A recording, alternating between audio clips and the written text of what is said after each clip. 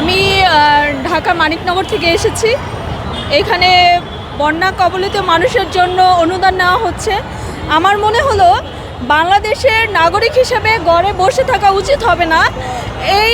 এই বিপদে, এই সংকটে মানুষের পাশে থাকা উচিত। আমি ওই জায়গা থেকে এখানে আমার আসা। আমি সব সময় আমার মনে হতো যে যুব সমাজ মানে আমরা সবাই এখন অনলাইনে আসক্ত, আমরা সবাই মোবাইলে আসক্ত, আমাদের দিয়ে দেশের কিচ্ছু হবে না, এটা আমিও ভাবতাম।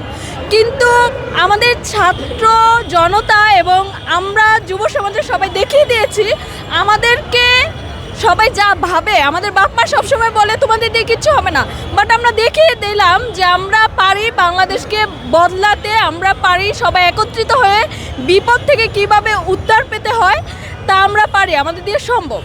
ওরা যেইভাবে সবাই একত্র হয়ে দেশটাকে স্বাধীন করলো, ঠিক সেমভাবে দেশের এই দুর্যোগ সময় একত্র হয়ে এত সুন্দর করে এই জিনিসটা ওরা করতেছে দেখে আমরাও নিজেরা বান্ধবীরা কিছু টাকা এনে দিলাম এখানে। আমার ছেলে ওর জমানো টাকা দিল, ভালোই লাগতেছে। আমার বাবার বাড়িও চাঁদপুর, ওই দিকের মানুষের অবস্থা খুব খারাপ।